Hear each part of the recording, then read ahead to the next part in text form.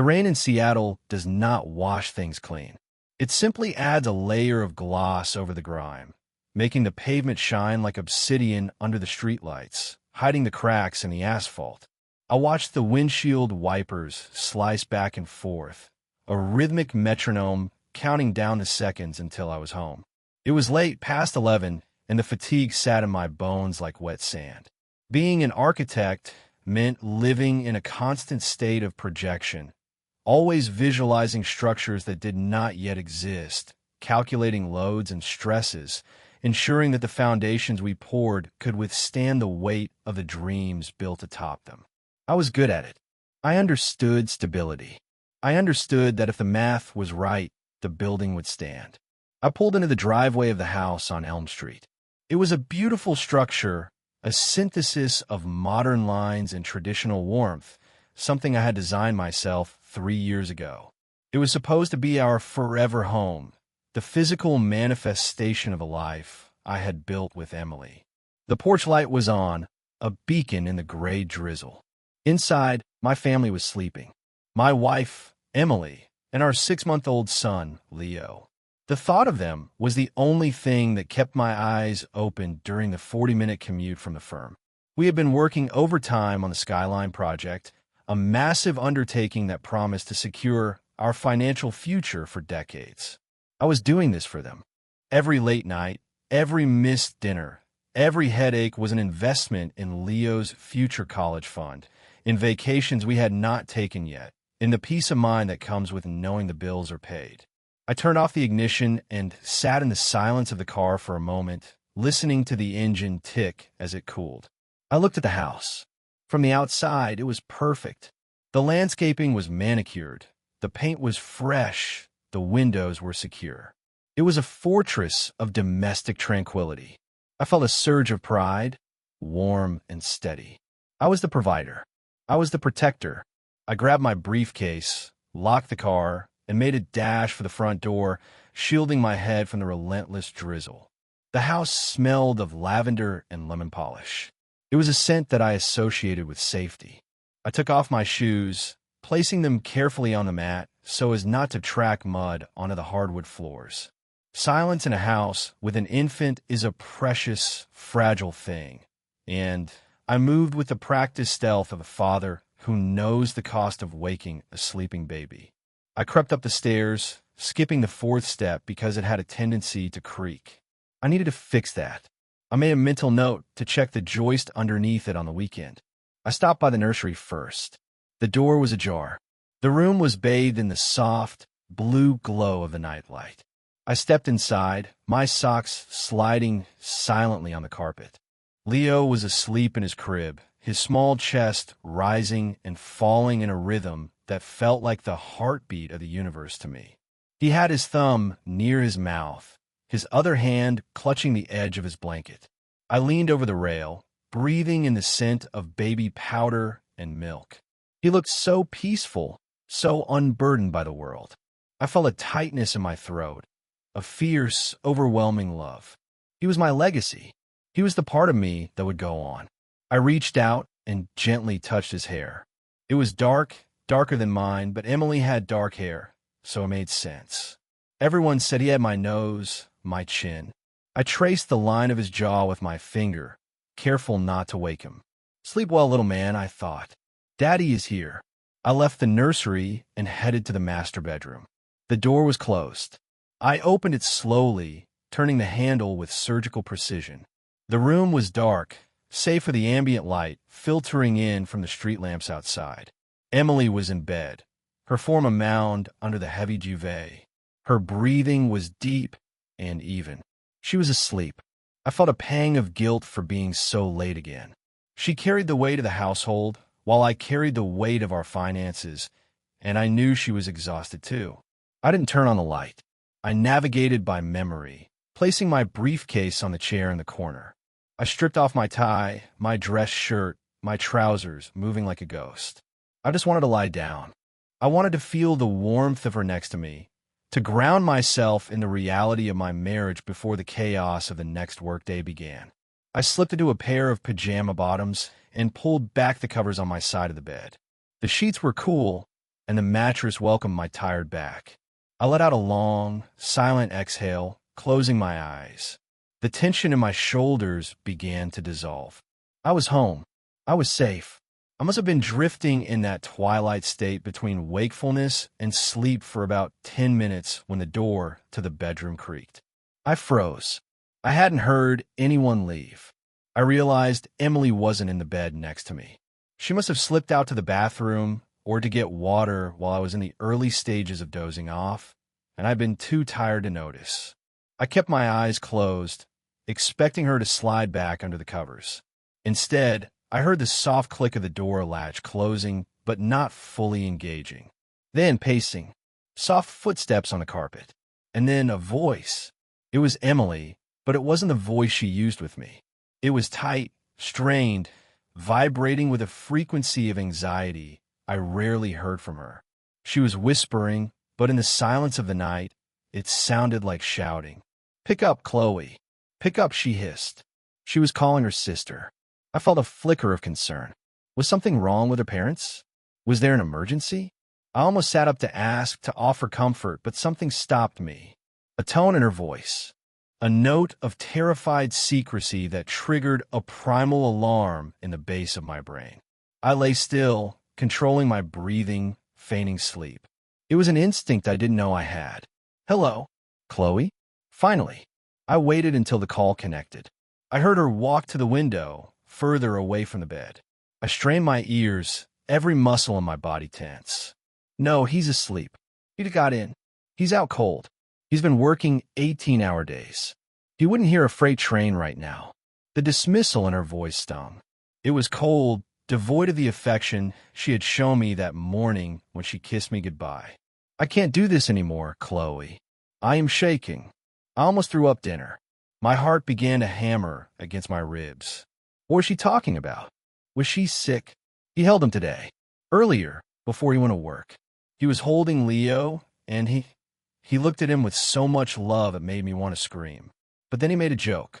He said Leo has the Miller chin. A pause. I listened to the silence, my mind racing. "Chloe, stop telling me to calm down. You're not here. You don't see them together. Caleb came over today. Caleb, my brother." The name landed in the room like a stone dropped in still water. Caleb was the charismatic one, the salesman, the one who breezed through life on a smile and a handshake while I built things brick by brick. We were close, or so I thought. He was always around, the fun uncle. I was watching them. Emily whispered, her voice trembling. Caleb was holding the baby in the kitchen, and the way the light hit them. "Chloe, they look exactly alike. The eyes, the shape of the ears. It's undeniable. If Ethan actually stops being so blind, if he actually really looks, he's going to see it." The world stopped. Literally stopped. The rain outside ceased to exist. The blood in my veins turned to ice. The words floated in the air, suspended, refusing to be processed. "They look exactly alike. He still doesn't know," Emily said, a sob catching in her throat. "He has no idea the baby is his brother's. He thinks he's the father. He's signing papers for college funds. He's building additions to the house. And he doesn't know he's raising Caleb's son." I felt a physical blow to my chest, as if a sledgehammer had cracked my sternum. The air left my lungs. My vision, even behind closed eyelids, swam with red and black spots. I wanted to vomit. I wanted to roar. I wanted to leap out of bed and tear the room apart. But I didn't move. I couldn't. I was paralyzed by a horror, so absolute it shut down my motor functions. The man I had called brother. The woman I had called wife. The child I called son. Emily continued, her voice dropping lower, thick with tears and panic. "Caleb is an idiot, Chloe. He thinks it's funny. He thinks it's some cosmic joke. He told me today that we pulled off the heist of the century. He doesn't care, but I care. Every time Ethan kisses me, I feel like I'm going to be sick. But what can I do? If I tell the truth now, he'll destroy us. You know Ethan. He's quiet, but he's relentless. If he finds out, he won't just leave. He'll take everything. He'll make sure we have nothing. I have to keep lying. I have to. For Leo. For me." She was discussing my destruction as if it were a logistical problem. She wasn't worried about my heart. She was worried about my reaction. She was worried about the house, the money, the lifestyle I provided. I lay there, a corpse in my own bed. My mind began to replay the last 2 years. The times Caleb had stayed over when he was between apartments. The nights Emily went to yoga or book club. The way they laughed at jokes, I didn't understand. The glances. Oh God, the glances. I had interpreted them as familial affection. I had been so arrogant, so secure in my own value, that I hadn't seen the rot spreading under the floorboards. I heard Emily sniffle. "You got to go. He might wake up. Just tell me it's going to be okay. Tell me the secret stays buried." She hung up. I heard her walking back toward the bed. I had seconds to compose myself. I forced my breathing to slow down, mimicking the rhythm of deep sleep. It took every ounce of willpower I possessed. I had to relax my jaw, which was clenched so tight my teeth felt like they might shatter. I had to unclench my fists under the covers. The mattress dipped as she climbed back in. She settled next to me. Her skin brushed against my arm. It felt like a brand, a searing touch of betrayal. I recoiled internally, my soul shrinking away from her, even as my body remained limp. She pulled the duvet up, sighed, and within minutes, her breathing evened out. She was asleep. She had unburdened herself to her sister and could now rest. I lay awake in the dark, staring at the inside of my eyelids. The shock was beginning to recede, replaced by a cold, sharp clarity. The architect in me was taking over. When a building is compromised, when the foundation is rotten, you don't paint over the cracks. You assess the damage. You check the structural integrity. And if it cannot be saved, you bring it down. Controlled demolition. I didn't sleep that night. I lay there for 6 hours, listening to the rain, listening to the woman who had dismantled my life breathe beside me. Every breath she took was a lie. By the time the gray light of dawn began to filter through the curtains, the Ethan Miller who had walked into the house the night before was gone. In his place was someone else, someone colder, someone who realized that the law, the society, and the heart do not always align. I waited until the alarm was about to go off, then rolled over and woke up. I sat up, rubbing my face. My eyes burned. My head throbbed. "Morning," Emily mumbled, stirring. "Morning," I said. My voice sounded strange to my own ears, hollow and distant, but she didn't notice. She never noticed. I got out of bed and went straight to the shower. I turned the water to scalding hot, standing under the spray, scrubbing my skin until it was raw. I wanted to wash her touch off me. I wanted to wash the naivety out of my pores. I stood there until the hot water ran out, leaving me shivering in the cold. It was fitting. When I went downstairs, the scene was a grotesque parody of domestic bliss. Emily was in the kitchen, feeding Leo in his high chair. She looked up and smiled, a bright, dazzling smile that didn't reach her eyes. "Coffee is ready," she said cheerfully. "Thanks." I poured a cup, my hand steady. I watched her spoon mashed bananas into the mouth of the boy who wasn't mine. I looked at Leo, really looked at him, and there it was, the slightly downturned eyes, the shape of the earlobes, Caleb's ears. How had I not seen it? Because I saw what I wanted to see. I saw my son. Now I saw a stranger. I saw the product of my brother's theft. I felt a wave of grief so profound I almost dropped the mug. I loved this boy. I had walked the floor with him at 3 a.m. when he had colic. I had planned his future. And now, looking at him was like looking into an open wound. But he was innocent. He was a victim in this too. That thought was the only thing that kept me from screaming. "I have a heavy day at the site," I said, drinking the coffee black. It tasted like ash. I might be late again. Emily's face fell into a practiced expression of sympathy. "Oh, honey, you were too hard. But we appreciate it. Don't we, Leo?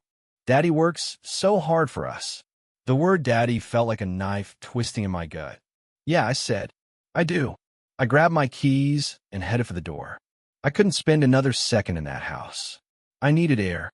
I needed distance. But I didn't go to the office. I drove a few blocks away, parked in a quiet cul-de-sac, and turned off the engine. I gripped the steering wheel until my knuckles turned white. I screamed, a silent, guttural scream that stayed trapped in my throat, because if I let it out, I might never stop. Then I took a breath. I needed proof. Hearing a conversation wasn't enough. In the eyes of the court, hearsay meant nothing. If I confronted them now, they would deny it. They would gaslight me. They would say I was crazy, paranoid, stressed from work. Caleb would laugh it off. Emily would cry and call her parents, painting me as the villain. I needed hard evidence. Irrefutable, tangible proof. I remembered something. About 6 months ago, right around the time Leo was born, Emily had lost her old laptop. She said she left it at a coffee shop. I had bought her a new one immediately, but I recalled seeing a familiar silver edge in a box of old college textbooks in the garage a few weeks ago when I was looking for my old drafting tools. I hadn't thought much of it at the time, just assumed it was an even older device she had forgotten about. But now everything was suspect. I waited until mid-morning. I knew Emily took Leo to a Mommy and Me music class at 10 a.m. on Tuesdays. I watched the GPS tracker on our shared family app. As soon as her car left the neighborhood, I drove back. The house was silent again, but now the silence felt malevolent. I went straight to the garage. I found the box on the top shelf, behind the holiday decorations. I dug through the dusty books and found it. The silver laptop. It wasn't the old, clunky one I remembered from her college days. It was the one she claimed she had lost. Why hide it? Why lie about losing it unless there was something on it she couldn't risk me seeing, even by accident? I took it into my home office and plugged it in. It was dead, obviously. I waited 5 agonizing minutes for it to charge enough to boot up. The screen flickered to life. Password protected. Of course. I tried her birthday. Incorrect. I tried our anniversary. Incorrect. I tried Leo's birthday. Incorrect. I paused, thinking like her. Thinking like the person I had heard last night. Who was she when she wasn't pretending to be my wife?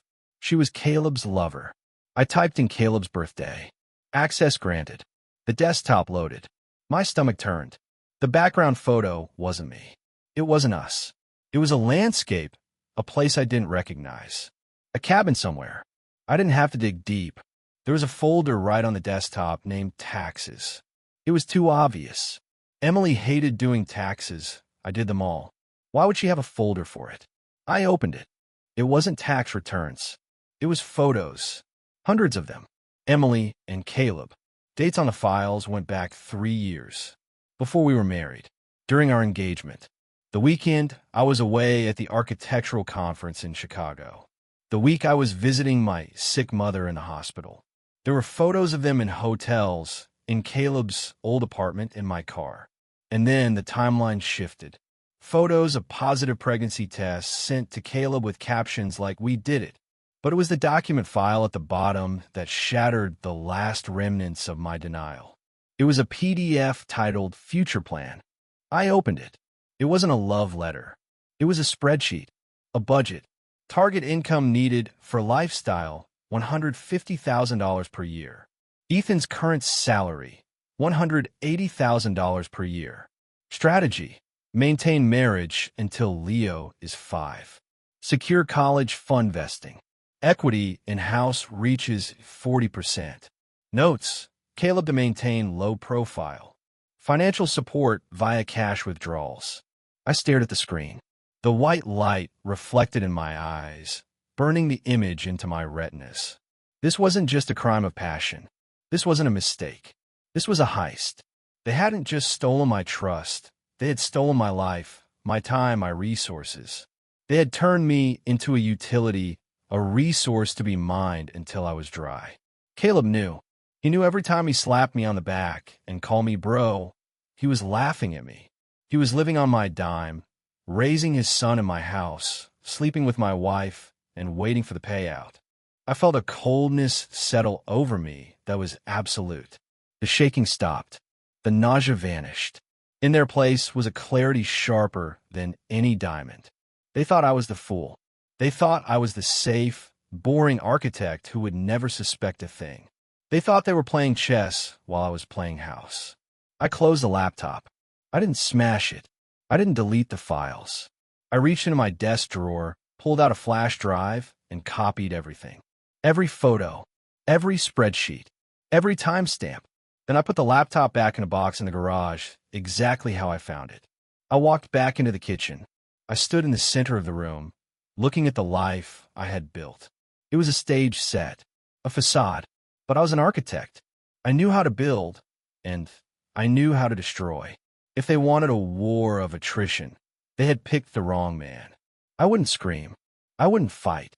I wouldn't give them the satisfaction of seeing me break. I would simply dismantle their world, piece by piece, bolt by bolt, until the roof caved in on top of them. And I would do it with a smile on my face. I pulled out my phone and dialed a number I hadn't used in years. Harrison and Partners, a voice answered. Family law. I need an appointment, I said, my voice steady, devoid of emotion. Today. Name? Ethan Miller. And I need to discuss a case of fraud. I hung up. The rain had stopped outside. The sun was trying to break through the clouds, casting a harsh, exposing light on the wet pavement. I walked to the window and watched a spider repairing its web in the corner of the frame. It moved with patience, with precision. I checked my watch. Emily would be back in an hour. I needed to go to work. I needed to be the dutiful husband. I needed to be the loving father. The performance of a lifetime was about to begin. I grabbed my briefcase and walked out the door, locking it behind me. The click of the deadbolt sounded like the chambering of a round. The game had started, and they didn't even know they were playing. The office of James Harrison was located in a part of downtown Seattle that felt like it belonged to a different era. The building was old brick, the elevator rattled with a mechanical wheeze, and the air in the hallway smelled of lemon floor wax and dusty paper. It was a stark contrast to the glass and steel firm where I worked, where everything was transparent, light, and modern. Here, the shadows seemed to have weight. I sat in a leather chair that creaked every time I shifted my weight. Across the mahogany desk sat Harrison. He was a man who looked like he had been carved out of granite and left out in the weather for a few decades. He didn't offer me coffee. He didn't offer me sympathy. He simply steepled his fingers and looked at me over the rim of his reading glasses. You understand the position you are in, Mr. Miller? His voice was gravel, low and devoid of warmth. It was the voice of a man who had seen the dissolution of 1,000 marriages and found the pattern in all of them. I think so, I said. My hands were folded in my lap, gripping each other so tightly my knuckles were white. My wife and my brother. Harrison held up a hand. We deal in facts here, not narratives. The narrative is that your wife is having an affair. The fact, legally speaking, is that you are the presumed father of the child born during the marriage. In the state of Washington, the law favors the stability of the child over the biological reality, at least initially. You are on the birth certificate. You have acted as the father for 6 months. To the court, you are the father. The words felt like a physical weight pressing down on my chest. I am raising another man's son, I said, the bitterness coating my tongue. Harrison nodded slowly. And if you file for divorce today, screaming about betrayal, the court will likely order you to pay child support for that child until he is 18 years old. You will pay for his college. You will lose half your assets. You will move into a bachelor apartment while your wife and your brother live in a house you paid for, using the money you send them every month. Is it the outcome you desire? No. The word erupted from me, sharp and loud in the quiet office. I took a breath, forcing the architect back into control. No, that is not an option. Then you need to stop acting like a victim and start acting like a strategist, Harrison said. He opened a notepad and picked up a fountain pen. You need irrefutable proof, not a conversation you overheard, not a hunch. You need DNA, and you need to secure your assets before you make a move. You need to be as safe, Mr. Miller. Cold, locked, and impenetrable. Can you do that? I thought about Emily's smile. I thought about the way Caleb slapped my back. I thought about the spreadsheet I had found on the laptop. Yes, I said. I can do that. Harrison wrote something down. Good. Do not change your routine. Do not sleep in a guest room unless you have a valid excuse. Do not start drinking heavily. Do not confront them. Every day you maintain the status quo is a day we build your case. We need to prove paternity fraud. We need to prove that this was a calculated deception, not just a biological accident. That changes the settlement. I left his office an hour later with a list of instructions that felt more like a mission briefing for a covert operative than legal advice. The rain had started again, a relentless drizzle that blurred the city lights. I sat in my car for a long time, watching the people walk by. They looked so normal, so unburdened. I wondered how many of them were living in a house of cards, completely unaware that a strong wind was blowing. Driving home was the hardest thing I had ever done. Every mile closer to Elm Street increased the pressure in my skull. I had to walk into that house and perform. I had to be Ethan the architect, the loving husband, the tired but happy father. I had to repress the Ethan who wanted to burn the world down. When I pulled into the driveway, Caleb's car was there. A flashy, red sports coupe he had bought used 3 months ago. I knew, vaguely, that he had borrowed money for the down payment from our parents. Now, looking at it, I wondered if some of that money had come from me, filtered through Emily. I took a deep breath, checked my face in the rearview mirror to ensure my expression was neutral, and got out. The front door was unlocked. I could hear laughter coming from the living room. It was a sound that used to make me smile, my family happy and together. Now it sounded like the sharpening of knives. I walked in. Caleb was on the floor, holding a toy rattle, shaking it for Leo, who was strapped into his bouncer. Emily was on the sofa, a glass of wine in her hand, watching them with a soft, affectionate look. "Hey, look who's home," Caleb shouted, grinning up at me. He looked so much like me, and yet not. We shared the same jawline, the same height, but his eyes were lighter, his smile looser. He had the charm of a man who had never had to pay for his own mistakes. "Hey," I said. I forced the corners of my mouth up. It felt mechanical, like pulling a lever. "Daddy's home," Emily chirped. She stood up and came over to kiss me. This was the first test. I had to let her kiss me. I had to let the woman who had meticulously planned my financial and emotional ruin press her lips to mine. I braced myself. She smelled of the same expensive perfume I had bought her for Christmas. Her lips were soft. I didn't recoil. I didn't flinch. I let the kiss linger for exactly the amount of time a loving husband would. Then I pulled back, feigning exhaustion. "Long day?" she asked, her hand lingering on my arm. "The Skyline Project," I lied effortlessly. "The structural integrity of the West Wing is giving us headaches. I might have to pull some late nights this week." This was part of the plan Harrison and I had discussed. Establish a reason for distance. Establish a reason to be away, to be tired, to be less attentive. "Poor baby," she soothed. Well, Caleb brought pizza and beer. Pizza and beer. My money buying the food. My house hosting the party. My wife entertaining the father of the child I was raising. The symmetry of the insult was almost artistic. I went upstairs to change, taking longer than necessary. I stood in the bathroom, staring at my reflection. "You are safe," I told myself. "You are a vault." I washed my face with cold water. When I went back down, the scene had shifted. Caleb was now holding Leo. He was bouncing him on his knee. "Look at this guy," Caleb said, laughing as Leo gurgled. "He's going to be a linebacker, Ethan. Look at those shoulders. Strong stock. The Miller jeans are strong." "Huh?" He winked at me. A week ago, I would have laughed and agreed. Now I saw the taunt hidden in the joke. He was mocking me to my face, secure in the knowledge that I was too blind to see it. He was dangling the truth right in front of me, daring me to snatch it. "Yeah," I said, grabbing a slice of pizza I had no appetite for. "Strong stock." I sat in the armchair, the observer. I watched them. I watched the way Emily looked at Caleb when she thought I was focused on the TV. It wasn't just lust. It was a conspiratorial intimacy. A shared look that said, "We are getting away with it." It was a look of shared ownership over a secret. I needed the DNA. Harrison had been clear.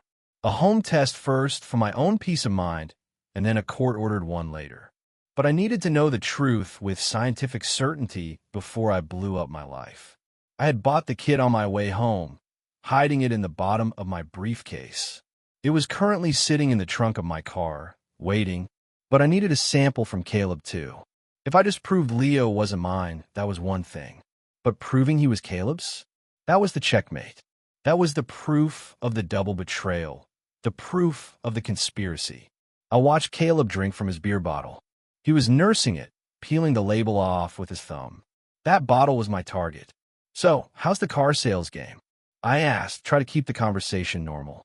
Caleb groaned. "Brutal. The market is soft right now. Everyone is waiting for the new interest rates. Honestly, I'm a little short this month. I might need to ask the bank of Big Brother for a small loan, just until commissions come in." He grinned. It was a practice grin. He had used it on our parents, on his girlfriends, and on me hundreds of times. "How much?" I asked. "Couple hundred? Just to cover the insurance on the ride." I looked at Emily. She was studying her wine glass, avoiding my eyes. She knew. She probably told him to ask. "Sure," I said. "I'll transfer it later." "Thanks, man. You're a lifesaver." I wasn't a lifesaver. I was a resource. I was the host organism. The evening dragged on. Every minute felt like an hour. I watched Caleb finish the beer. He set the bottle down on the coffee table. "I need to head out," Caleb said, stretching. "Early shift tomorrow." He stood up, hugged Emily, a hug that lasted a fraction of a second too long, and ruffled Leo's hair. "See ya, F. Thanks for the pizza and the loan." "Anytime," I said. As soon as the door closed behind him, I sprang into action, though I made it look casual. I started cleaning up. "I'll get the trash," I told Emily. "You go up with Leo. He looks tired." "You're the best," she said, giving me a grateful smile. She took the baby upstairs. I waited until I heard her footsteps on the second floor. Then I moved. I grabbed a Ziploc bag from the kitchen drawer. I picked up Caleb's beer bottle by the neck, careful not to touch the rim where his saliva would be. I slid it into the bag, sealed it, and hid it deep in the recycling bin under a stack of newspapers, intending to retrieve it later when I took the trash out to the garage. Step 1 complete. Step 2 was harder. I needed Leo. I went upstairs. Emily was changing him into his pajamas. "I'll put it down," I offered. "You go take a bath. You look stressed." She looked at me, surprised but pleased. "Really? You don't mind?" "No," I said. "Go. Relax." She kissed my cheek and vanished in a master bathroom. I heard the water running. I was alone with the boy. He was lying in his crib, looking up at me with wide, trusting eyes. He didn't know. He didn't know his mother was a liar and his biological father was a thief. He didn't know the man he looked at as his protector was currently plotting the legal destruction of his family. I felt a tear slide down my cheek. I wiped it away angrily. This wasn't the time for sentiment. This was war. I reached into my pocket where I had stashed the buccal swab from the kit I'd retrieved from the car earlier while taking out the trash. "Hey, buddy," I whispered. "Just a quick check."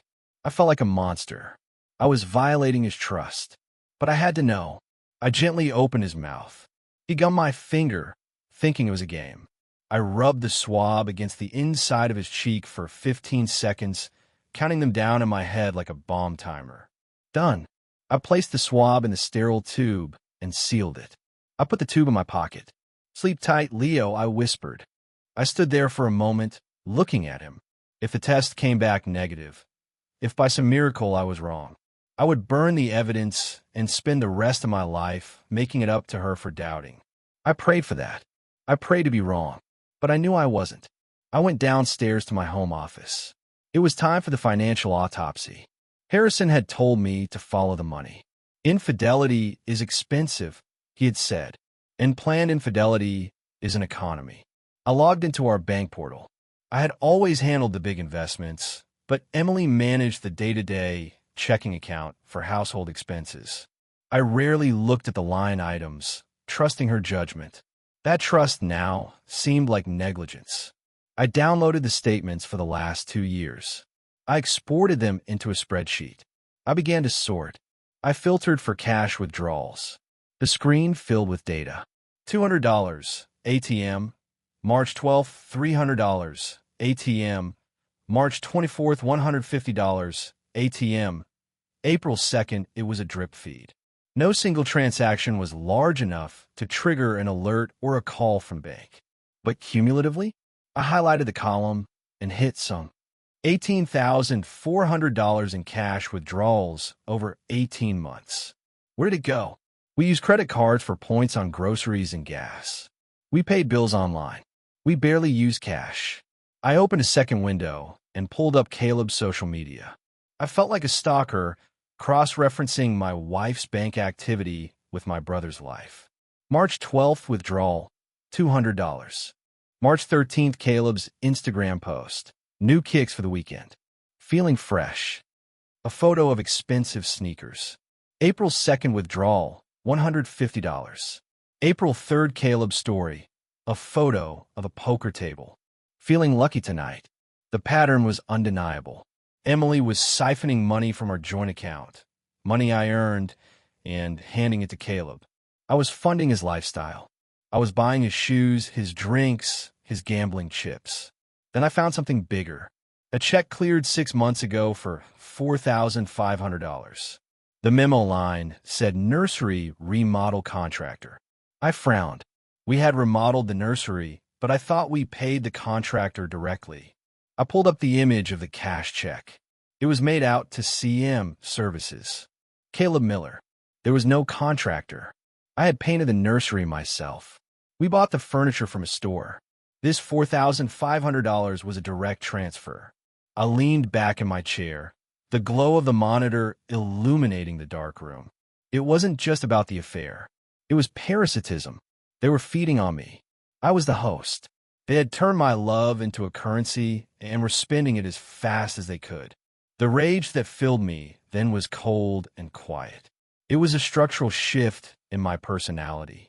The Ethan who forgave, the Ethan who turned the other cheek, died in that chair. In his place sat the architect, and the architect was looking at a building that needed to be condemned. I saved the files.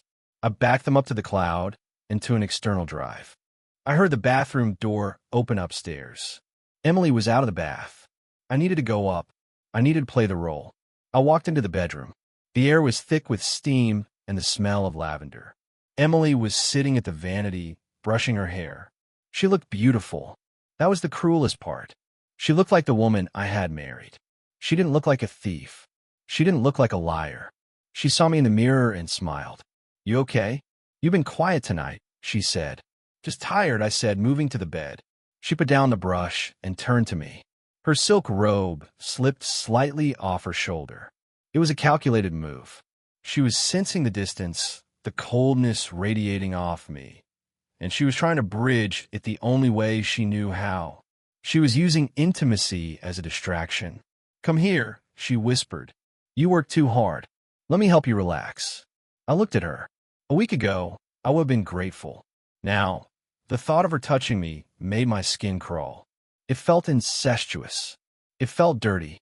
She had been with Caleb, and now she wanted to be with me, to keep the illusion alive, to keep the money flowing. I couldn't do it. I was a good actor, but not that good. I can't tonight, I said, rubbing my temples.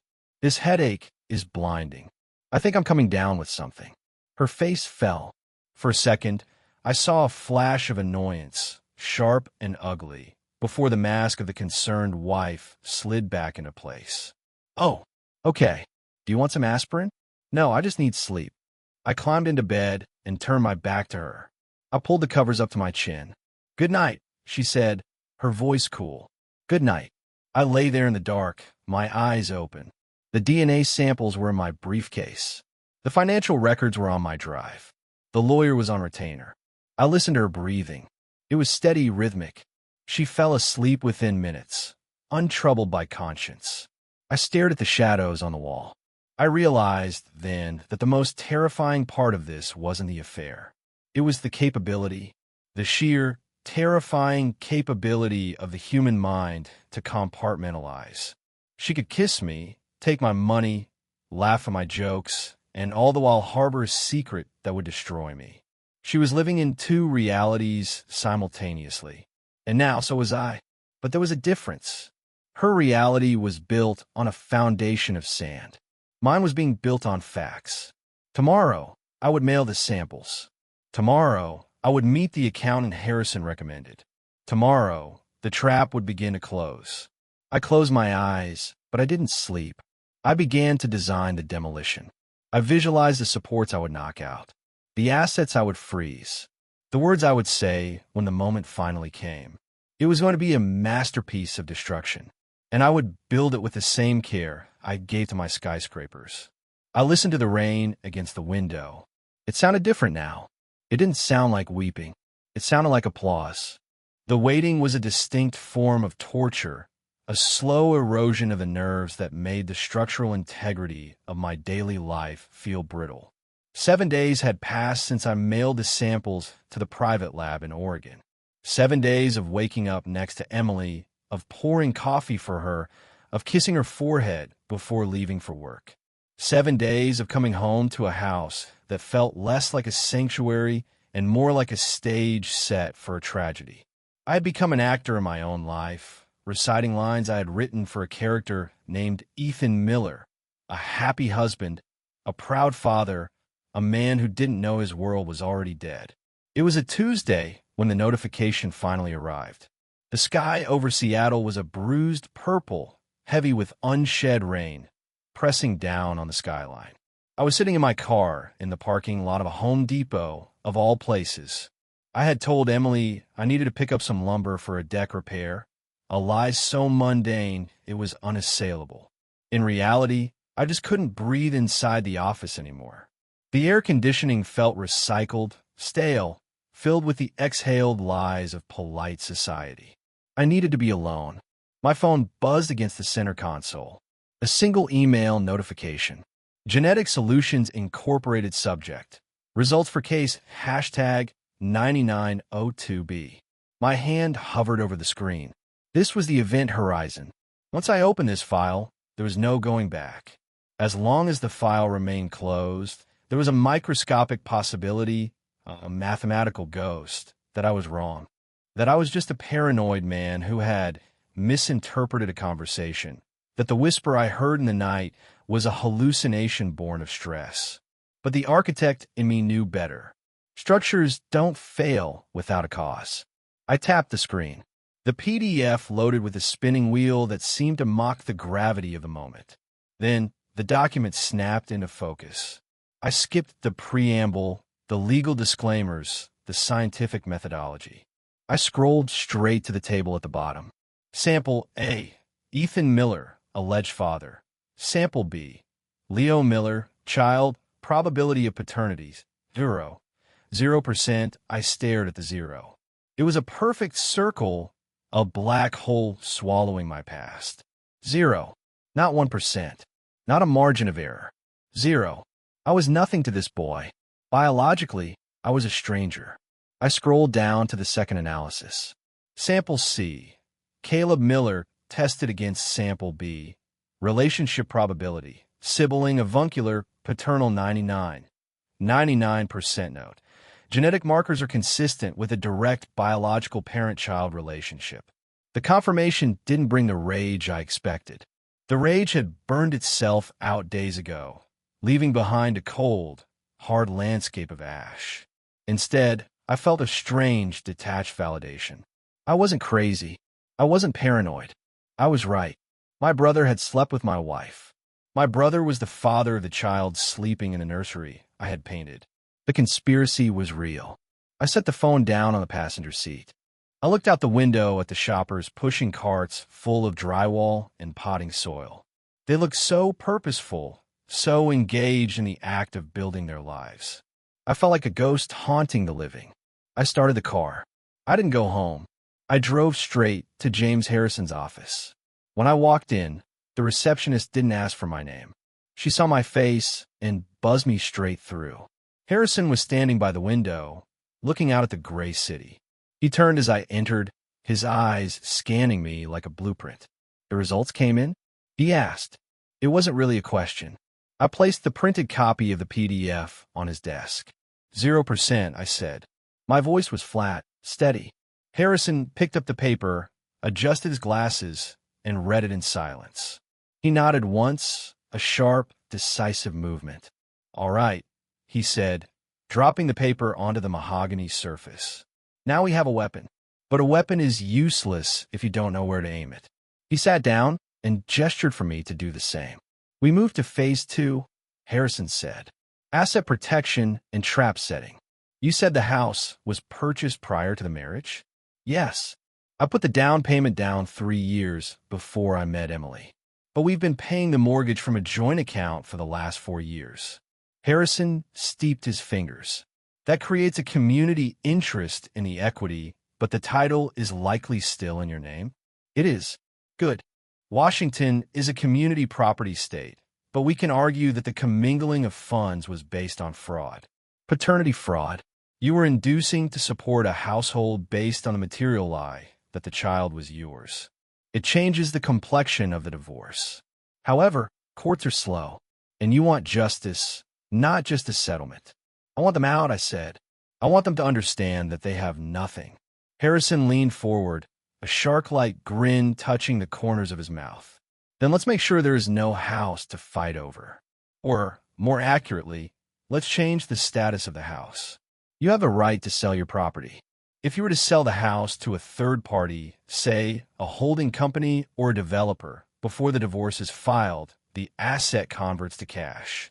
Cash is easier to freeze. Cash sits in an escrow account during the litigation. But the physical house, the roof over their heads, that belongs to the new owner. You want me to sell the house while we're still living in it? I want you to sign the papers, Harrison corrected. Set the closing date for the day after you drop the bomb. The moment you expose them, the clock starts ticking. You tell them the house is sold. They have to vacate. You strip them of their sanctuary. It's aggressive. It's brutal. And it's perfectly legal if we structure it right. Do it, I said. We spent the next 2 hours drafting documents. We set up a sale to a property group I had worked with on the Skyline project. They were buying it as an investment property. I would lose some money on the quick sale, but I didn't care. I would have paid double to see the look on Emily's face when she realized the locks were being changed. When I left the office, the rain had started again. It washed over the windshield, blurring the world into streaks of neon and gray. I felt a vibration in my pocket. It was Caleb. Joe, bro, you around? Need to talk. I stared at the text. The audacity was breathtaking. He needed to talk. He probably needed money. Stop by the house, I typed back. Emily is out with Leo. She wasn't, but I knew she would be upstairs. I want him on my turf. I wanted him in the room where I had just signed the papers to sell the roof from under him. Caleb arrived 20 minutes later. He bounded up the steps, shaking off his umbrella, looking for all the world like the golden boy he had always been. He wore a leather jacket that cost more than my first car, and his smile was bright enough to sell ice to a polar bear. Ethan, good to see you, man. You look intense. Everything okay at work? Just deadlines, I said, stepping aside to let him in. The usual pressure. We went into the living room. I didn't offer him a drink. I stood by the fireplace, keeping my distance. I couldn't be too close to him. The biological revulsion was becoming hard to mask. So what's up? I asked. Caleb rubbed the back of his neck, his smile faltering just a fraction. It was his tell. He did it when he was about to lie. Look, things are a little tight.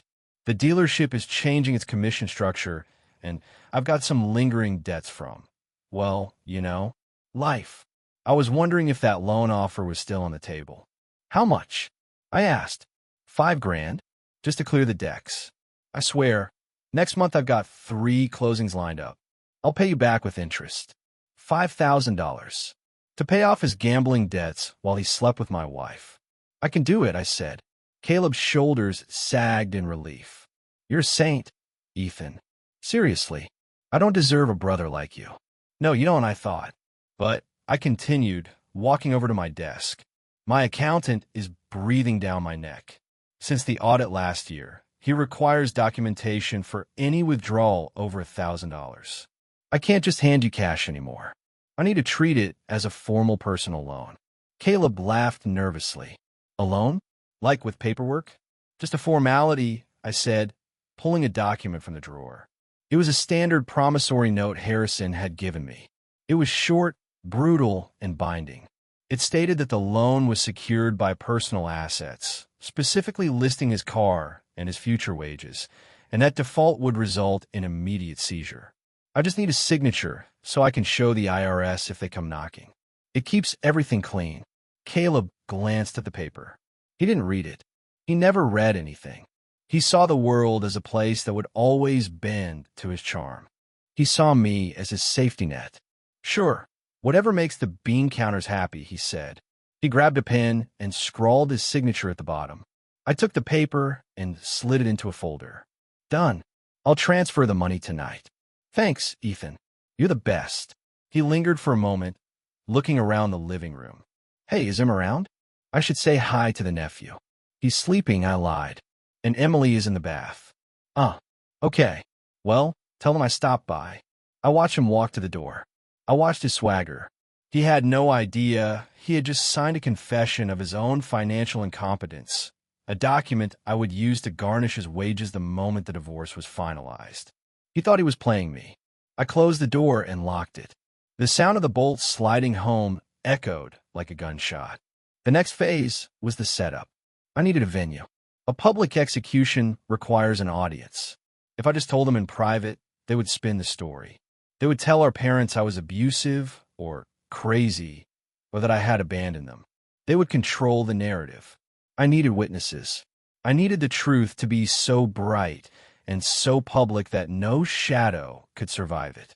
That evening, over dinner, I set the trap. Emily was feeding Leo pureed carrots. She looked tired but content. She was humming a song, completely oblivious to the sword hanging by a thread above her head. My dad's 60th birthday is coming up next month, I said, pushing a piece of steak around my plate. She looked up. Yeah? I thought your mom was planning a quiet dinner. She is. But 60 is a milestone. I was thinking maybe we should host it here. Here? Emily looked around the kitchen. It's a lot of work, Ethan. I'll handle it, I said. I'll hire caterers. I'll get a cleaning crew. I want to do something special for him. And for us. We've been so busy lately, so disconnected. I want to bring the family together. Celebrate the bonds that matter. The double meaning tasted like copper in my mouth. Emily smiled, and for a second, she looked relieved. She had been sensing my withdrawal, and this gesture reassured her. It fit the pattern of the Ethan she thought she knew. The man who fixed things, the man who tried harder. That sounds lovely, she said. Your dad would love that. And Caleb? Of course Caleb will be there, I said. It's a family event. Everyone needs to be there. We spent the rest of the week planning. Emily threw herself into it with a manic energy that I now recognized as guilt management. She ordered flowers. She chose the menu. She was building the stage for her own destruction, and I was handing her the hammer and nails. 3 days before the party, the doorbell rang. It was early afternoon on a Saturday. I was in the garage, pretending to organize tools, but really just staring at the box that held the laptop. I opened the door to find Chloe, Emily's sister. Chloe was the opposite of Emily. Where Emily was polished and poised, Chloe was frantic and raw. She had dark circles under her eyes and was chewing on her thumbnail. Ethan, she said, can I come in? Sure. She walked into the hallway, hugging her coat around herself tight. Is Emily here? She's at the store. Chloe let out a breath that sounded like a shudder. Good. I need to talk to you. We went into the kitchen. I poured her a glass of water. Her hand was shaking so hard she spilled a little on the counter. What's wrong, Chloe? I asked, leaning against the island. She looked at me, her eyes wide and terrified. She knows. She knows everything. She's the one Emily calls. She's the confidant. Ethan, she started, then stopped. She looked down at the floor. I feel like there's a lot of tension lately. With the party coming up, I'm worried about you guys. I studied her. She was on the edge. She wanted to tell me. Her conscience was eating her alive. If I pushed her just a little, she would crack. She would spill the whole ugly truth right here on the kitchen tiles. But I didn't want that. If she told me now, privately, the dynamic would change. It would become a private drama. Emily would have time to prepare, to beg, to spin. Caleb would have time to run. And Chloe. Chloe would be the hero who confessed. No, Chloe was an accomplice. She had known for months. She had listened to Emily brag about the deception. She had cooed over the baby, knowing it was a lie. She didn't get to be the hero. She had to sit at the table and watch the consequences of her silence. "We're fine, Chloe," I said, my voice cool and dismissive. "Just busy. Why would you be worried?" She looked up, searching my face for a crack for a sign that I knew. But I gave her nothing. I was the architect. My facade was impeccable. I care about you, Ethan. You're a good man.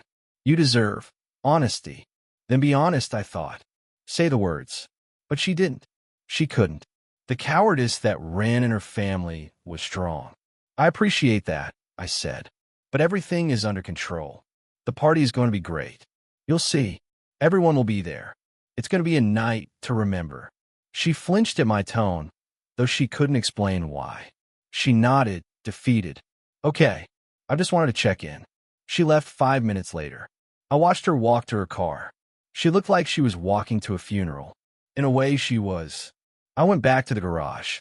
I took the flash drive with the financial records and the digital copy of the DNA test. I put them in my inner jacket pocket. I carried them with me everywhere now, like a talisman. The days blurred into the final countdown. The house was scrubbed clean. The caterers were booked. The guest list was finalized. My parents were excited. My mom called me to say how proud she was of the life I had built. "You have a beautiful family, Ethan," she said. "You're so blessed." "I am," I said. "I really am." The night before the party, I couldn't sleep. I sat in the dark of the living room, drinking a glass of scotch. The house was silent. I looked at the walls. I remembered framing this room. I remembered hanging the drywall.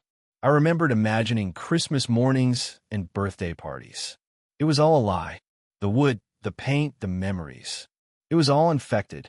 I heard a noise upstairs. Emily crying. Soft, muffled sobs. I didn't go to her. I sat there and drank my scotch. Let her cry. Maybe, deep down, some reptilian part of her brain knew that the predator was already in the house. Maybe she sensed that the safety she took for granted was gone. I looked at the clock. Midnight. 24 hours. In 24 hours, the architect would demolish the building, and I would stand in the rubble, and finally, for the first time in 6 months, I would breathe clean air. I put the glass down. I went to the window and looked out at the street. The rain had stopped. The clouds were breaking. The moon was cold and sharp like a blade. "Ready or not," I whispered to the empty room. "Here I come." The suit was charcoal gray, tailored to a precision that bordered on surgical. I fastened the cufflinks, simple silver squares, and adjusted my tie in the mirror. The man staring back at me was unrecognizable. His eyes were devoid of the warmth that used to define Ethan Miller. They were the eyes of a man who had spent the last month methodically wiring his own life with explosives and was now simply waiting to press the detonator. Downstairs, the house was buzzing. The caterers I had hired were moving with efficient silence, setting out trays of hors d'oeuvres that cost more than my first car.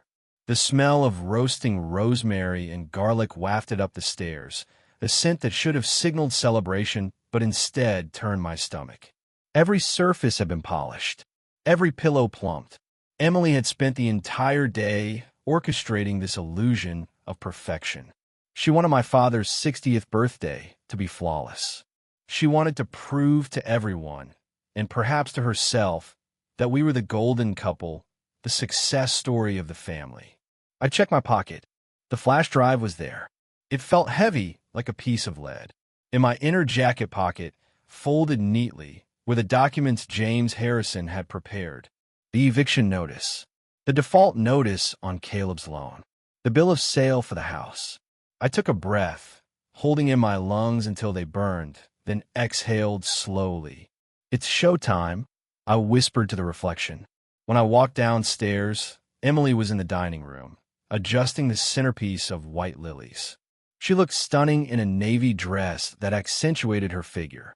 For a fleeting second, the old instinct kicked in, the desire to compliment her, to touch her waist. But it was incinerated instantly by the memory of the spreadsheet on her laptop.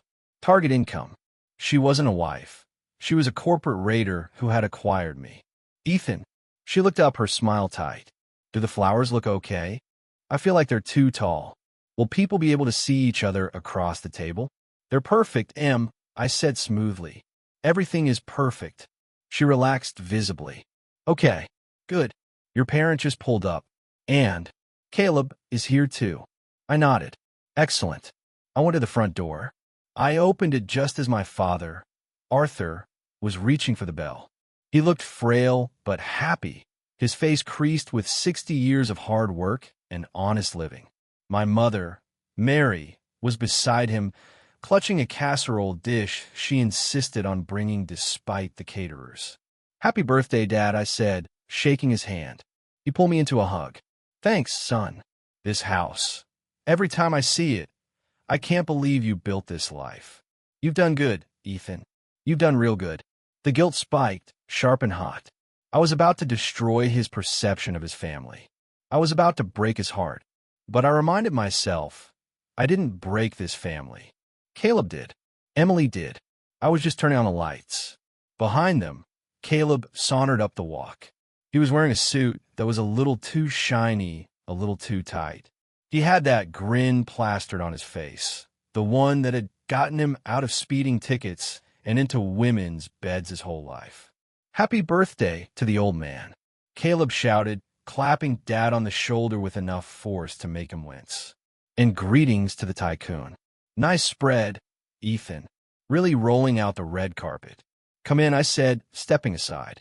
They flowed into the hallway, a stream of chatter and laughter. I watched them from the threshold for a moment. My family, my brother, my wife, my parents. It looked so normal. It looked like 1,000 other Saturday nights in suburbs across America. But it was a pantomime. We moved into the living room. Drinks were poured. I handed my father a glass of aged whiskey. Caleb took a beer, naturally. So, how's the market? Dad asked, settling into the armchair. Building anything interesting?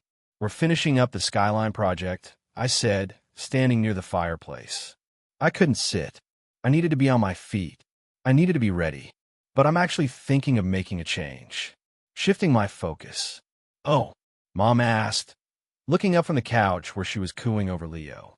Emily had brought him down, dressed in a miniature suit that made my heart ache. Yeah, I said, looking at Caleb.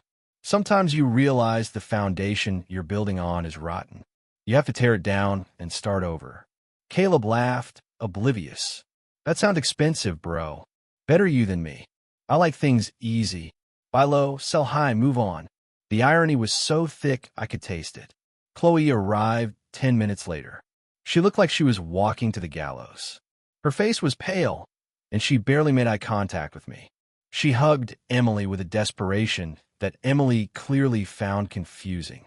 You okay, Chloe? Emily asked. You're shaking. I'm just cold, Chloe stammered. I watched her. She knew. She was the only one in the room, besides me, who knew that the floor was about to open up. She sat in the corner, clutching her glass of wine like a lifeline. Dinner was served at 7. We moved to the dining room. The table was set with the good china, the silver I had inherited from my grandmother. We sat in our assigned places. I sat at the head of the table. Emily was to my right. Dad was at the other end. Caleb was on my left, directly across from Emily. The symbolism was unintentional, but perfect. I was flanked by the two people who had conspired to turn my life into a resource extraction operation. The conversation flowed through the usual channels. Sports, the weather, neighborhood gossip. I contributed just enough to keep the rhythm going, acting as the conductor of the banal. This roast is incredible, Caleb said, talking with his mouth half full. You really went all out, Ethan. Must be nice to have a budget like this. I work for it, Caleb, I said quietly. Caleb chuckled. I know. Mr. Responsibility. That's why we love you. You keep the world turning so the rest of us can have fun. He winked at Emily. She smiled down at her plate, a small, secretive smile. I gripped my fork until the metal bit into my palm. So the rest of us can have fun. That was it, wasn't it? I was the infrastructure. They were the tourists. Dad tapped his glass with a spoon. The room quieted. I just want to say a few words, Dad began, his voice wavering slightly with emotion. 60 years goes by fast. You blink and you're old. But when I look around this table, I don't feel old. I feel lucky. I have 2 sons who have grown into fine men. I have a beautiful daughter-in-law. And I have a grandson. He looked at Leo, who was sleeping in a portable bassinet near the table. You know, Dad continued, tearing up. Everyone says Leo looks like Ethan. And he does. But sometimes when he smiles, I see myself. I see the Miller line. It goes on. That's what matters. Blood. Family. It's the only thing that's real. The silence that followed was heavy. Emily shifted in her seat.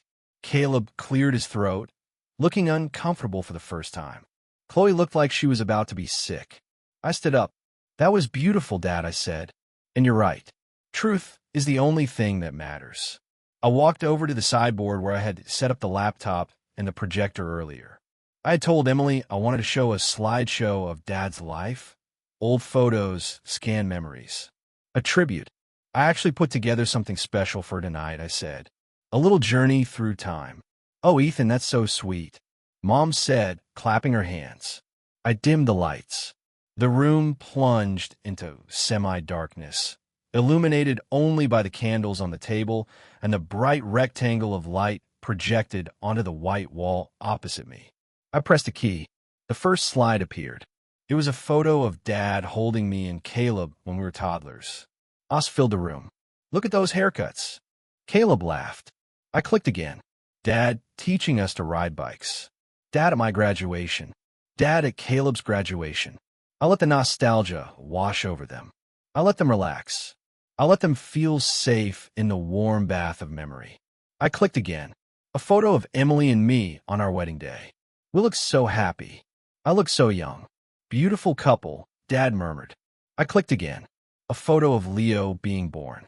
Me holding him, tears in my eyes. And here's where the story gets interesting, I said. My voice changed.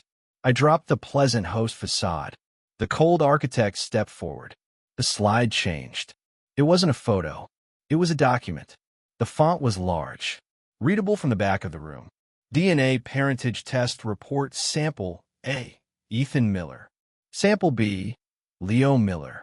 Probability of paternity, 0. 0%. The room went silent. Not the silence of a pause, but the silence of a vacuum. The air was sucked out of the space. I didn't speak. I let them read it. I saw Dad squinting. I saw Mom put a hand to her mouth. Ethan? Emily whispered. Her voice was a terrified squeak. What is this? Is this a joke? I didn't answer. I clicked the remote. Sample C, Caleb Miller. Relationship probability, 99. 99% conclusion. Biological father. The silence shattered. What the hell? Caleb stood up, his chair scraping violently against the floor. Ethan, turn that off. What is wrong with you? This is fake. Sit down, Caleb, I said. My voice wasn't loud, but it had the density of granite. Arthur, what does it mean? Mom asked, her voice trembling. She looked from me to Caleb to Emily. I clicked the remote again. The screen filled with the spreadsheet I had taken from Emily's laptop. The future plan. Strategy.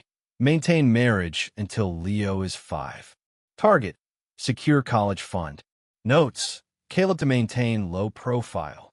And then the bank transfers. The dates. The amounts. The specific transactions where I paid for Caleb's car insurance, his gambling debts, disguised as household expenses. This isn't a joke, Dad, I said, looking directly at my father. It's an audit. Emily let out a sound that was half sob, half scream. She lunged toward me, grabbing my arm. Ethan, stop. Please. You're misunderstanding. It's not what it looks like. We could talk about this. I pulled my arm away. She recoiled as if I had burned her. Don't touch me, I said. Everyone looked at the screen. The evidence was overwhelming. It was mathematical. It was irrefutable. Dad stood up slowly. He looked at the screen. Then he turned his head to look at Caleb. His face had gone gray. "Caleb?" Dad asked. His voice was a whisper, but it carried across the room. "Is this true?" Caleb looked around wildly. He looked at the door. He looked at Emily. He looked at me. The cocky salesman was gone. In his place was a trapped rat. "Dad, look, Ethan is crazy. He's just jealous. He's—" "Is it true?" Dad roared. The sound was so loud, so full of pain, that the glasses on the table rattled. Caleb flinched. He slumped back into his chair. He didn't say yes. He didn't have to. His cowardice was his confession. Mom started to cry. A low, keening wail that broke my heart, but I couldn't stop now. The demolition wasn't finished. Emily was shaking her head, tears streaming down her face, ruining her makeup. "Ethan, please. We didn't want to hurt you. It just happened. We were scared. We loved you. We didn't want to lose the life we had. You didn't want to lose the money." I corrected her. I walked over to the table and picked up the folder I had placed next to my plate. I opened it. "This is a petition for divorce," I said, sliding the papers across the table toward her, citing adultery and paternity fraud. "I've already filed it electronically." I pulled out another document. "And this, Caleb, is the promissory note you signed last week. The one where you put your car and your future wages up as collateral for the $5,000 I lent you. Since the terms of the loan included a character clause regarding fraudulent behavior, which my lawyer insisted on, you are in default. I will be seizing your car tomorrow morning." "You can't do that," Caleb shouted, his face red. "That's my car. Read the fine print, brother," I said cold. "You signed it. You never read what you signed." I looked at my parents. They were broken. Dad was holding Mom. They weren't looking at me. They were looking at the ruins of their family. "I am sorry, Mom. I am sorry, Dad. I wanted to tell you privately. But they would have lied to you. They would have made me the villain. I needed you to see the truth." "Ethan," Mom whispered. "Oh my God." But I wasn't done. The final wall had to come down. "Emily," I said, "you're probably wondering what happens now. You're probably thinking you can stay in the guest room while we figure this out." I pulled out the final document. The bill of sale. "You can't stay here," I said, "because this isn't my house anymore." "What?" Emily looked up, confusion cutting through her panic. "I sold it," I said. "Yesterday. I sold the house to a property holding company. The closing was expedited. As of midnight tonight, the new owners take possession. They intend to renovate. The crew arrives at 8 a.m. You sold our home?" She gasped. "Without telling me?" "It was in my name," I said. "Purchased before the marriage. And since I have proof that your contribution to the mortgage was funded by fraud, my lawyer assures me the sale is valid. The proceeds are in an escrow account, frozen until the divorce is settled." I looked at my watch. It is now 8:30 p.m. You have 3.5 hours to pack your personal belongings and leave. Anything left here tomorrow morning will be moved to a storage unit by the new owners, and you'll have to pay them to get it back." "Ethan, this is insane," Caleb yelled. "You can't kick them out on the street. They have a baby." "Your baby," I said. The words hung in the air. "Your baby. Take them in." "Caleb," I said. "You want a family? You wanted my wife? You wanted my life? Congratulations. You have them. Take them to your apartment. Raise your son. Be the man you pretended to be." I walked over to the projector and unplugged it. The fan wore down. The room was plunged back into the candlelight. It felt like a crypt. I walked to the head of the table. I picked up my glass of wine. I looked at the untouched roast beef. "I'm not hungry," I said. I looked at Chloe. She was crying silently in the corner. "You should have told me, Chloe," I said softly. "You could have saved us all a lot of pain if you had just been honest." I turned to my parents. "I'm going to a hotel," I said. "I'll call you in a few days when the dust settles. I love you. None of this is your fault." I walked toward the door. "Ethan," Emily screamed. She ran after me, grabbing my jacket. "You can't leave. You can't just walk away. We can fix this. I love you." I stopped. I turned and looked at her. I looked at the face I had woken up to for 4 years. I looked for the woman I loved. She wasn't there. There was only a stranger who looked like her. "You don't love me, Emily," I said. "You love the safety I provided, and that safety is gone." I gently peeled her fingers off my sleeve. "Goodbye, Emily." I walked out the front door. I didn't look back at the dining room. I didn't look back at the brother who had betrayed me, or the father who was weeping into his hands. I walked out into the cool night air. The rain had stopped completely. The clouds had parted, revealing a vast, starry sky. I walked to my car. I got in. I started the engine. I looked at the house one last time. Ideally, a demolition brings a building down in a pile of rubble. But sometimes, if you do it right, the structure remains standing on the outside, while the inside is completely hollowed out. I put the car in gear and drove away. I didn't turn on the radio. I just listened to the hum of the tires on the pavement. For the first time in months, the crushing weight on my chest was gone. I was homeless. I was single. I was alone. But I was free. The hotel room was on the 14th floor, overlooking the Puget Sound. It was a standard executive suite, beige walls, abstract art that meant nothing, and a bed with sheets so white they hurt the eyes. I woke up at 6 a.m., my internal alarm clock still set to the rhythm of a life that no longer existed. For a moment, in the disoriented haze of waking, I reached out my hand to the left, expecting to feel the warmth of another body.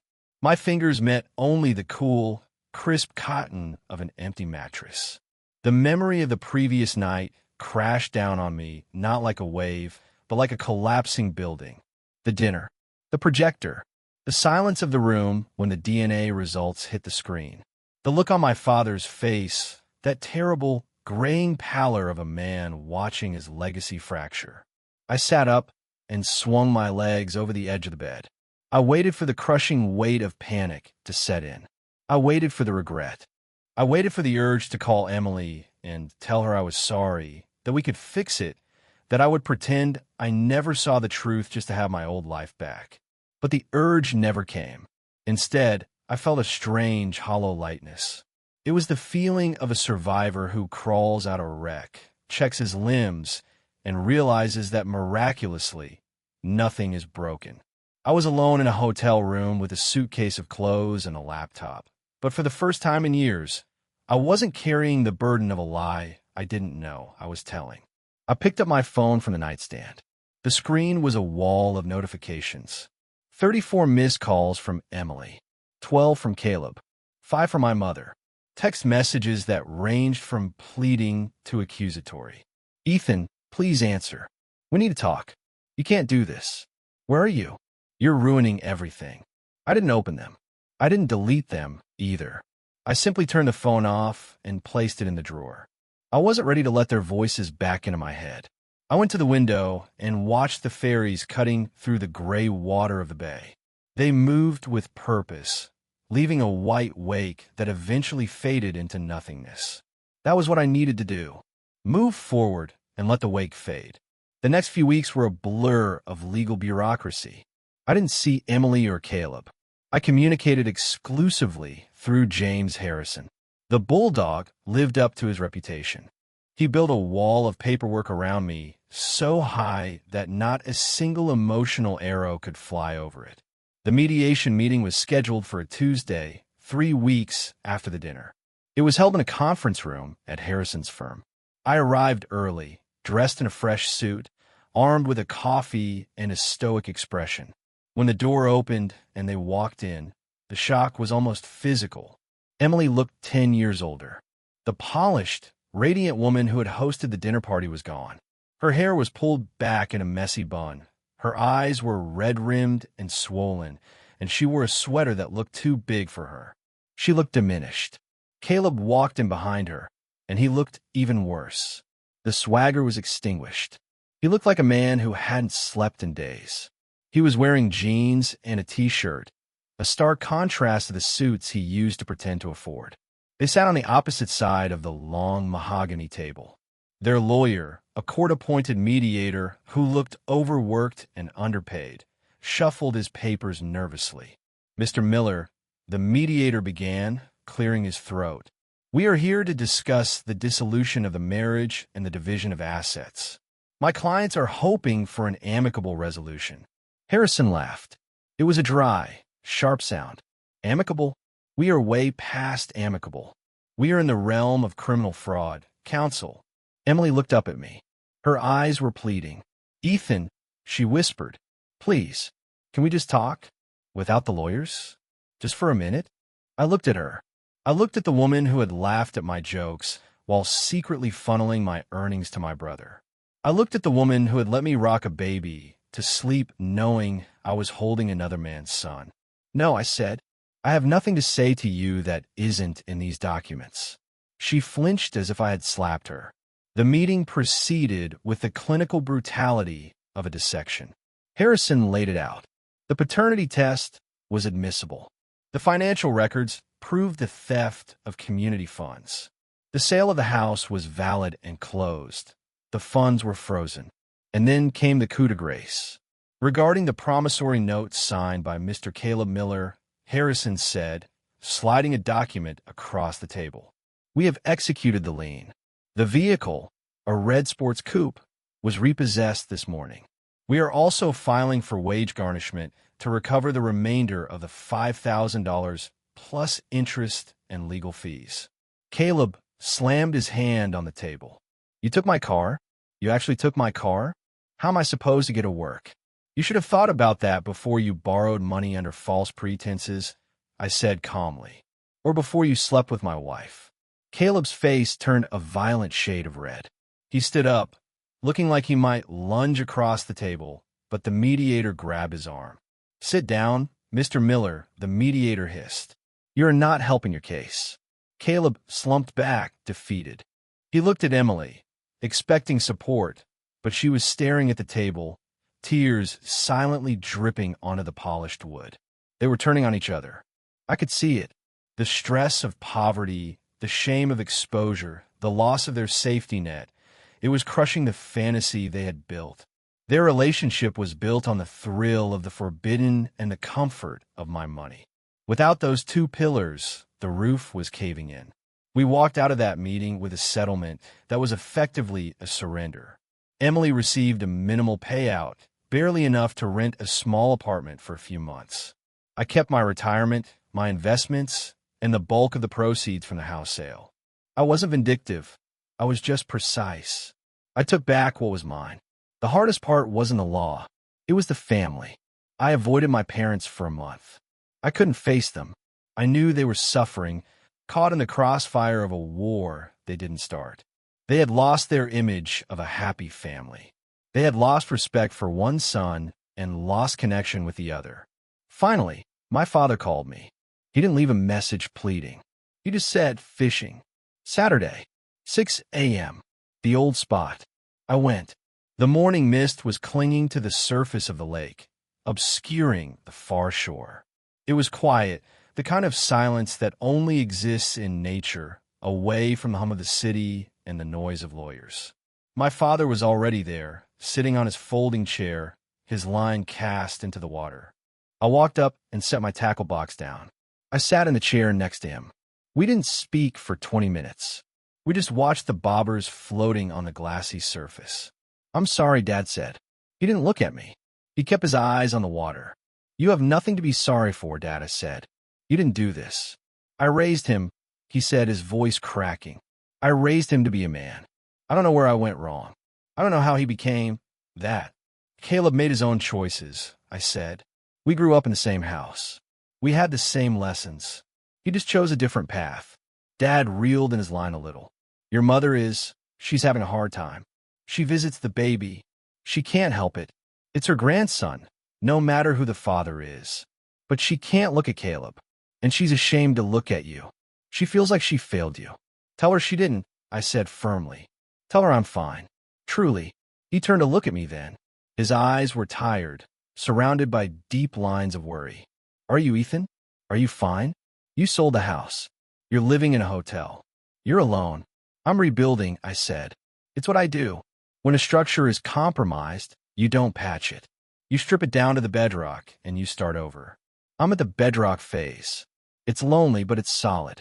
Dad nodded slowly. He reached out and squeezed my shoulder.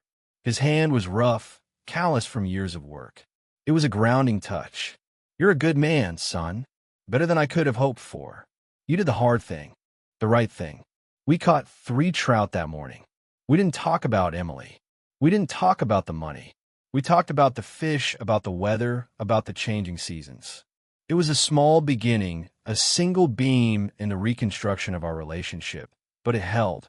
I didn't see Emily and Caleb again, but in a small town or even a suburb of a big city, news travels. Echoes of their life drifted back to me through the grapevine of mutual acquaintances and social media, though I never looked for it myself. I heard they moved into a cramped 2-bedroom apartment on the south side of the city. I heard the arguments were loud and frequent.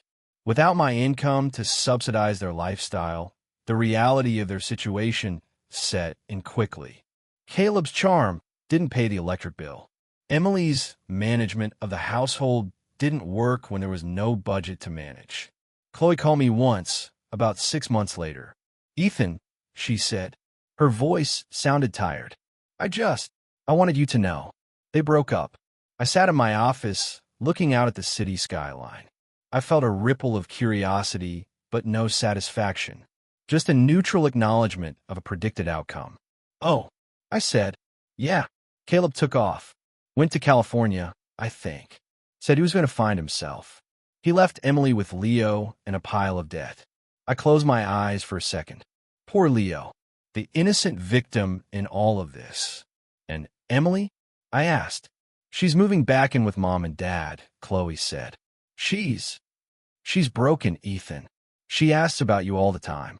She says she made the biggest mistake of her life." I didn't feel triumph. I didn't feel the urge to say, "I told you so." I just felt a distant pity, like watching a stranger struggle with a heavy load in the rain. "I hope she finds peace, Chloe," I said. "Truly. But that life, that door is closed. It's been bricked over." There was a long silence on the other end. "I know," Chloe whispered. "I miss you, Ethan. You were the best part of our family." "Goodbye, Chloe." I hung up. It was the final severance. The last thread cut. A year passed. The calendar turned. Marking the anniversary of the night, I heard the whisper in the dark. I was sitting in my new apartment. It was a loft in the historic district, exposed brick, high ceilings, massive windows that led in the northern light. It was nothing like the house on Elm Street. It wasn't cozy or domestic. It was an artist's space, an architect's space. The room was filled with drafting tables and models. I had left the firm. I had started my own consultancy, focusing on sustainable urban restoration. I was working harder than ever, but it was work that fed my soul, not just my bank account. It was raining again. The familiar Seattle drizzle tapped against the glass. I stood by the window with a cup of tea. I looked at the reflection in the glass. I looked different. I had grown a beard. I had lost some weight. The lines around my eyes were deeper, but the tension in my jaw was gone. I thought about Leo. He would be almost 2 now. Walking. Talking. I hoped he was loved. I hoped my parents were giving him the stability his father couldn't and his mother wouldn't. I had set up a small, anonymous trust fund for him. Not enough to support Caleb or Emily, but enough to ensure that when he turned 18, he would have money for college. It was a secret I kept even from Harrison. I wasn't his father, but I wasn't a monster. The boy deserved a chance to escape the cycle. My phone buzzed. It was a text from a woman named Sarah. I had met her at a gallery opening a month ago. She was a landscape architect. She was smart, funny, and fiercely independent. We had been on 3 dates. We were taking it slow, painfully slow, but she understood. She knew I was rebuilding. "Rain check on hike?" She wrote. "Or are you brave enough to brave the mud?" I smiled. It was a genuine smile, one that reached my eyes. "I'm not afraid of little mud," I typed back. "Pick you up in 20. I put the phone in my pocket. I looked around the loft. It was quiet, but it wasn't empty. It was filled with potential. It was filled with the future. I walked to the door and grabbed my coat. I didn't check the locks 3 times. I didn't look over my shoulder. I walked out into the hallway and pressed the button for the elevator. The past was a building that had been condemned. I had walked out of the rubble, dusted myself off, and drawn a new set of blueprints. The elevator arrived with a cheerful ding. I stepped inside. Going down? A neighbor asked, holding the door. No, I said, pressing the button for the lobby. I'm going forward. The doors closed, and I watched the numbers count down, carrying me toward the street, toward the rain, toward the rest of my life. The nightmare was over. The waking world was waiting, and for the first time in a long time, it looked bright.